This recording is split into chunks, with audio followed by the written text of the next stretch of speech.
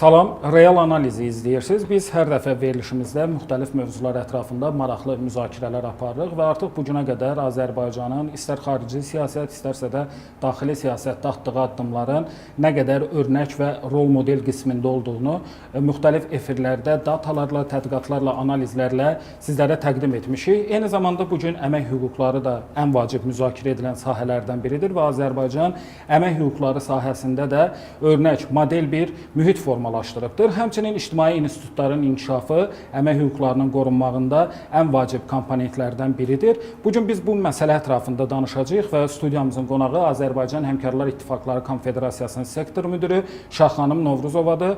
Xoş gəlmisiniz. Xoş gördük, salamlayıram. Mən də hər kəsi belə bir mövzuya göstərdiyiniz diqqətə görə sizə öz təşəkkürümü bildirirəm. Biz təşəkkür edirik. Əvvəlcə bilirik ki, Həmkarlar İttifaqları Konfederasiyası çox böyük bir ictimai institutdur, təşkilatdır, amma biz bütövlükdə Həmkarlar İttifaqı deyəndə nə başa düşməliyik? Təşəkkür edirəm sualınız üçün. Düşünürəm ki, Həmkarlar İttifaqı təşkilatının mahiyyətinin açıqlanması çox mühüm bir məsələdir. Çünki əslində bu anlayış hamıya tanış olsa da ifadənin əsl mahiyyəti barədə heç də hər kəs eyni dərəcədə məlumatlı deyil. İnsanın həyat fəaliyyətinin əsas sahəsi ilk növbədə əmək fəaliyyəti ilə əlaqədardır. Yəni insanı ömrü boyunca izləyən bir prosesdir demək olar ki, əmək fəaliyyəti və bu baxımdan layiqli əmək mühitinin işçilər üçün təmin olunması əsas prioritet istiqamətlərdən hesab olunur. Həmkarlar İttifaqı təşkilatları da məhz bu istiqamətdə fəaliyyət göstərən işçilərin birliyidir. Yəni, bir müəssisə daxilində işçilər könüllü şəkildə birləşərək Həmkarlar İttifaqı təşkilatlarını formalaşdırırlar. Onların əsas fəaliyyət istiqamətləri əmək və sosial-iqtisadi hüquqların müdafiəsidir. Layiqli əmək şəraitinin təmin olunması, işçi işə götürən münasibətlərində ədalətli balansın təmin olunması və bu səpkidə olan digər məsələlərdir. Qrafikdən də göründüyü kimi, burada biz Həmkarlar İttifaqı təşkilatlarının iqtisadi fəaliyyət sahələri üzrə bölgüsünü nəzərdən keçirəcəyik. Hansı ki, burada iki kateqoriya öz əksini tapıb. Birinci kateqoriyaya təhsil, dövlət idarə etməsi, icbari sosial təminat, eyni zamanda səhiyyə, müxtəlif sosial xidmətlər və digər incə sənəd, istirahət kimi bir sıra fəaliyyət sahələri aid edilir və bunlar bu sahələr üzrə Həmkarlar İttifaqı təşkilatları təqribən 79% təşkil edir ümumi çəkidə və ikinci kateqoriya isə tikinti, maliyyə, sığorta, nəqliyyat və digər sahələrdə olan Həmkarlar İttifaqı təşkilatlarının sayı etibarilə faiz dərəcəsini göstərir ki, bu da 21%dir. Göründüyü kimi, çoxsaylı istehsal və qeyri-istehsal sahələrində Həmkarlar İttifaqı təşkilatları təmsil olunur. Onlar işçilərin hüquqlarının müdafiəsi sahəsində fəaliyyət göstərir.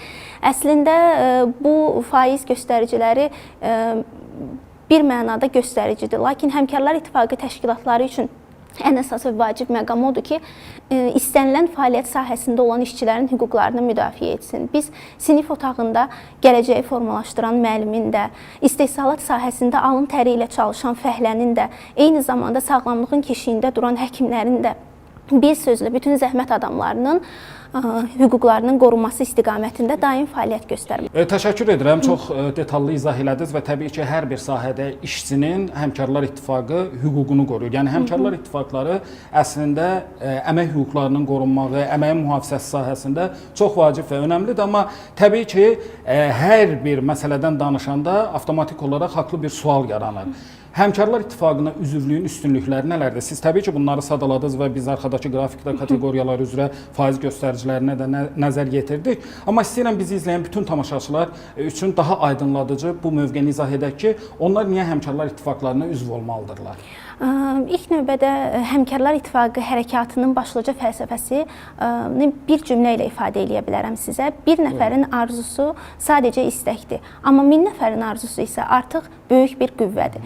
Yəni, Həmkarlar İttifaqının üzvlük ilk növbədə işçiyə hansı üstünlüyü qazandırır? İşçi öz arxasında güclü bir təşkilatın lazım gəldikdə dəstəyini hiss edir əmək hüquqlarının müdafiəsi sahəsində.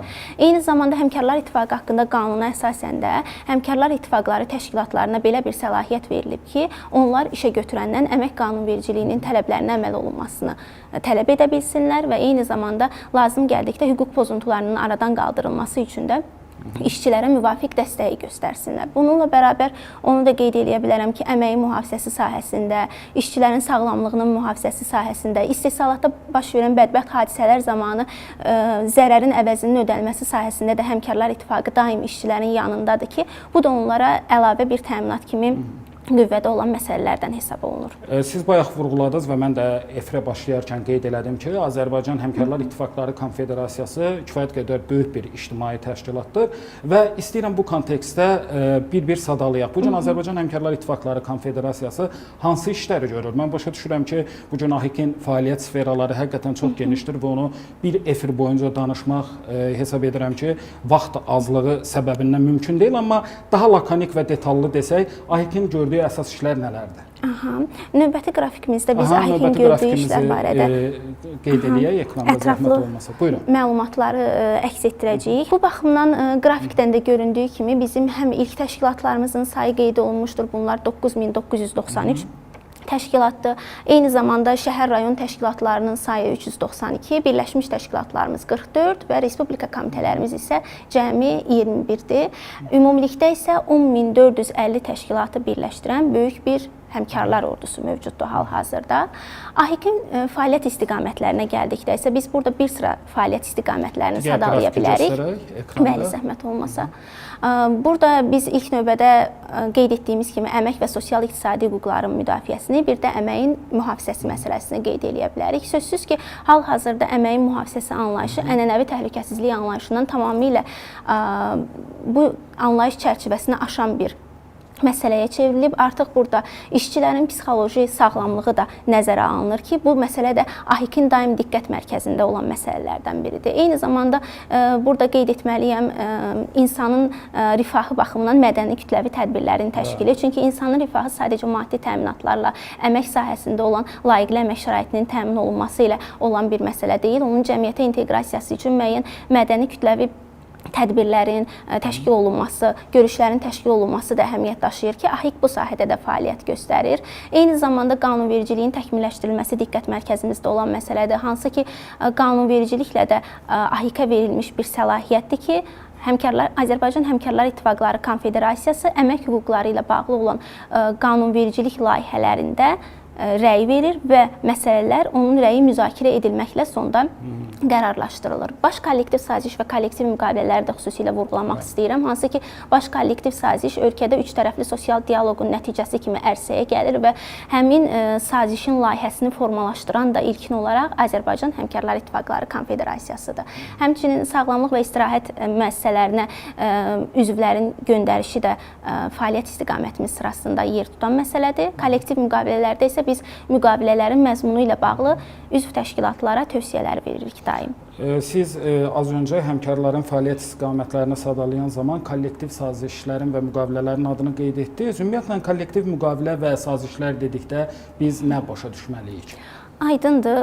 Ümumiyyətlə, kollektiv müqavilə və sazişlərin arasında mühüm bir fərq var. Kollektiv sazişlər ölkə, ərazi və sahələr üzrə əmək münasibətlərini tənzimləyən ümumi prinsipləri müəyyənləşdirir. Misal üçün, bunun da qanunvericiliklə müəyyən növləri var. Az öncə adını qeyd etdiyim baş kollektiv saziş bunun bir növüdür. Eyni zamanda sahə kollektiv sazişləri də var və ərazi sazişləri də var. Məsələn, sahə kollektiv sazişləri sahələr üzrə həmkarların birlikləri ilə müvafiq dövlət qurumları, nazirliklər, komitələr arasında bağlanan bir müqavilələr hesab olunur.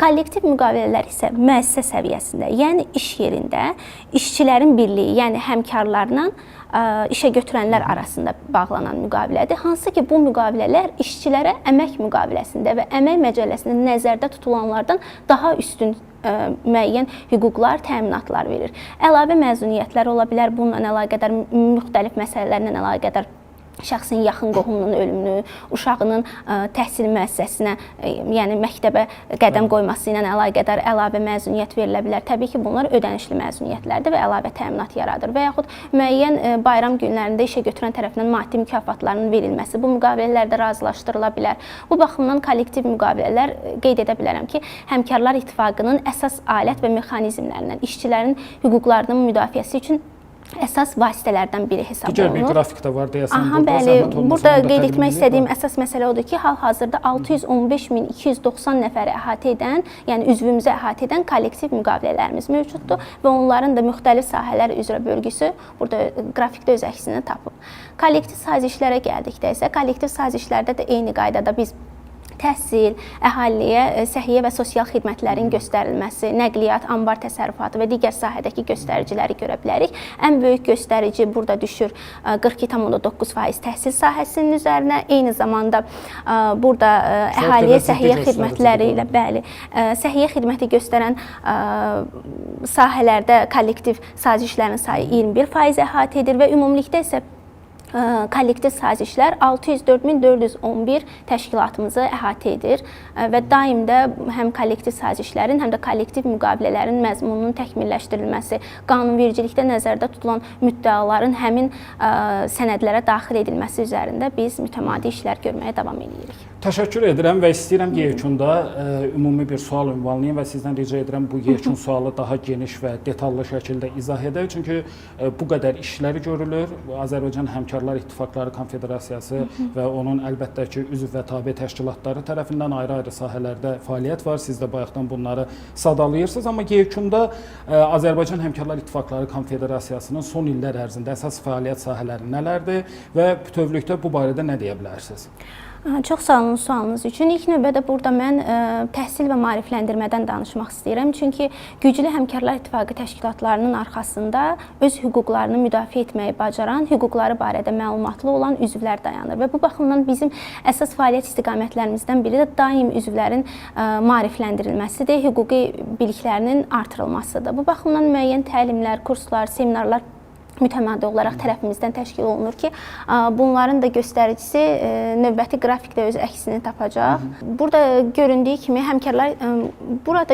kimi Azərbaycan Həmkarlar İttifaqları Konfederasiyası tərəfindən təşkil olunan müəyyən təlimlərin, treninqlərin, seminarların iştirakçılarının cins və yaş üzrə bölgüsü öz əksini tapmışdır. Hansı ki, seminarlarda iştirak edən 252 qadın üzvümüz, 234 kişi üzvümüz olmuşdur. Eyni zamanda təlimlər üzrə göstəricilər kifayət qədər yüksəkdir, hansı ki, burada qadınların 3067, qadınların sayı 3067, kişilərin sayı isə 3807-yə çatır. Eyni zamanda tam bir gender bərabərliyi qorunub. Bəli, tamamilə doğrudur. Eyni zamanda treninqlərlə bağlı da ümumilikdə 10 nəfərin iştirakı, digər müxtəlif tədbirlər, maarifləndirici tədbirlərlə bağlı isə 29 nəfər üzvün iştirakı təmin olunmuşdur. Təbii ki, bizim maarifləndirmə baxımından əsas vasitəçimiz ilk növbədə Azərbaycan Həmkarlar İttifaqları Konfederasiyasının nəzdində fəaliyyət göstərən Əmək və Sosial Münasibətlər Akademiyasıdır. Hansı ki, bu akademiya ölkə üzrə əmək və sosial münasibətlər sahəsində ixtisaslaşmış yeganə özəl ali təhsil müəssisəsidir. Bu müəssisənin daxilində kadrların inkişafı, ixtisas artırma mərkəzi fəaliyyət göstərir və biz təlimlərimizi, müxtəlif kurslarımızı üzvlərimizə bu mərkəz vasitəsilə həyata keçiririk. Eyni zamanda onu da vurğulamaq istəyirəm ki, bizim vətəndaş müraciətləri sahəsində də kifayət qədər göstəricilərimiz öz əksini tapmışdır. Digər bir qrafikdə əks olunub. Hansı ki, ilk növbədə qeyd etmək istəyirəm ki, 2025-ci ilin aprel ayından etibarən biz çağrı mərkəzinin fəaliyyətinə başlamışıq. Hansı ki, bu çağrı mərkəzində də müəyyən qədər vətəndaş müraciətləri daxil olmuşdur. Təxminən 13.659-a yaxın müraciət daxil olmuşdur ki, həmin müraciətlər üzrə də vətəndaşlara aidiyyəti üzrə məlumatlar verilmişdir. Eyni zamanda burada da əks olunduğu kimi ümumilikdə 98.394 vətəndaş müraciəti daxil olmuşdur ki, onun da 91.985-i, yəni təxminən 94%-ə yaxını həll olunmuşdur. Eyni zamanda 5,5% üzrə vətəndaşlara hüquqlarının izahı baxımından müvafiq məlumatlar verilmişdir. Digər tədbirlər görülmüşdür 0,4% üzrə, yəni aidiyyəti üzrə həmin sənədlər aidiyyəti dövlət qurumlarına göndərilmişdir və icrası 2026-cı ilə keçirilən də 569 vətəndaş müraciətimiz mövcuddur. Ümumilikdə əmək hüquqlarının pozulması ilə bağlı bu müraciətlər 1,7% təşkil etmişdir. Digər məsələlərlə bağlı isə 5,8% göstəricini qeyd edə bilərəm. Bundan əlavə mən Azərbaycan Həmkarlar İttifaqları Konfederasiyası tərəfindən həyata keçirilən layihələrdən də danışmaq istəyirəm. Hansı ki, biz layihələrimizin təşkil edərkən əsas məqsədimiz ondan ibarətdir ki, onlar insanlar üçün həqiqətən də real dəyişikliklər formalaşdırmış olsunlar. Bu layihələr sırasında mən Ahik Könüllüləri layihəsini, Sağlamlığa Doğru Qaç layihəsini, Həmkardan Həmkara Qayğı layihəsini nümunə çəkə bilərəm. Eyni zamanda Görməyə Dəyər layihəsini, Layiqli Əmək Səfirləri layihəsini qeyd edə bilərəm. Hansı ki, bu layihələrin hər biri çox dəyərlidir.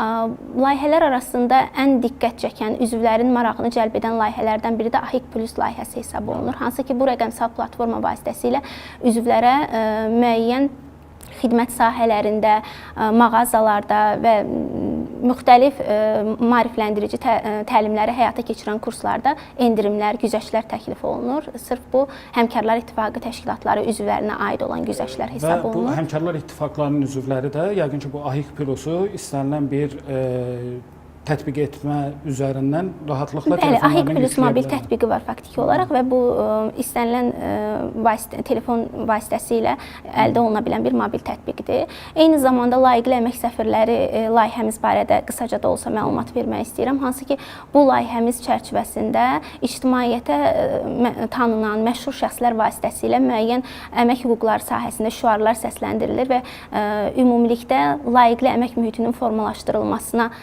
əmək münasibətlərinin tərəfləri çağırılır. Bununla bərabər az öncə mən baş kollektiv sazişdən danışdım. Bu illər ərzində 2026-2028-ci illəri əhatə edən 12 may tarixində, bu ilin 12 may tarixində 2026-2028-ci illəri əhatə edən yeni baş kollektiv saziş layihəsi hazırlanmışdır. Hansı ki, bu yeni saziş artıq əvvəlki illəri əhatə edən sazişdən daha fərqli formatda hazırlanan bir sazişdir. Burada qlobal çağırışları özündə əks etdirən bir sıra yeni bölmələr öz əksini tapmışdır. Hansı ki, bunlara rəqəmsallaşma və süni intellekt, iqlim dəyişiklikləri və uyğunlaşma tədbirlərini aid eləyə bilərəm. Eyni zamanda beynəlxalq öhdəliklər də vahid sistem halında sistemləşdirilərək bir bölmə formasında təqdim olunmuşdur. Mən siz layihələrin adını qeyd elədiniz. Bir balaca burada replik eləmək istəyirəm. Həmkardan Həmkara Qayğı ilə layihəsi ilə bağlı ötən həftə Daşkəsən rayonunda olmuşdu. Bu layihə də kifayət qədər böyük marağa səbəb olur. Burada əhali həkimlərin qəbulundan, müayinələrindən keçirilər və bu Ahik tərəfindən davamlı olaraq həyata keçirilən layihələrdən biridir. Digər layihələr kimi Ahik könüllüləri də təkcə Ahikin tabeliyində olan Azərbaycan Əmək və Sosial Münasibətlər Akademiyası tələbələri yox, digər ali təhsil müəssisələrindən də qoşula bilirlər. Əlavəniz var son olaraq? Xeyr, Həmkardan Həmkara Qayğı layihəsi ilə bağlı bircə onu bildirmək istəyirəm ki, bu Azərbaycanın istənilən sahəsini dağlıq, dağ ətəyi, sərhədyanı bölgələrində olan üzvlərə göstərilən tibbi sosial layihə kimi, səyyar xidmət kimi fəaliyyət göstərir. Ümid edirəm ki, gələcəkdə təşkil edəcəyimiz layihələrdə də daim üzvlərimizin maraqlarını, onların əmək hüquqlarının, sağlamlığının, mənəvi dünyasının qorunmasını dəstəkləyən layihələri formalaşdırıb ərsəyə gətirəcəyik. Çox sağ olun. Təşəkkür edirəm. Çox sağ olun. Sağ olun. Xatırladım ki, biz bugün Azərbaycanda Həmkarlar İttifaqı üzvlüyü məsələsi və bütövlükdə bu sahədə Azərbaycan Həmkarlar İttifaqları Konfederasiyasının fəaliyyəti haqqında danışdıq. Mən hesab edirəm ki, bu sahədə maarifləndirmə kifayət qədər önəmlidir. Çünki Həmkarlar İttifaqlarına üzvlük, işçilərin əmək hüquqlarının qorunması, əməyin mühafizəsi, işçilərin sağlamlığının qeydinə qalınması, müxtəlif özəl günlərdə onlar üçün önəmli tədbirlərin təşkil edilməsi, treninqlərin, təlimlərin, seminarların keçirilməsi vasitəsilə daim biliklərinin artırılması məsələsində bu sahənin çox vacib əhəmiyyəti var. O baxımdan da Azərbaycan Həmkarlar İttifaqları Konfederasiyasının fəaliyyəti haqqında və fəaliyyət sferaları haqqında bugün detallı geniş bir söhbət apardıq. Hər bir halda bu qəbildən söhbətlərimiz real analiz çərçivəsində bundan sonra da davam edəcək. Salamat qalın.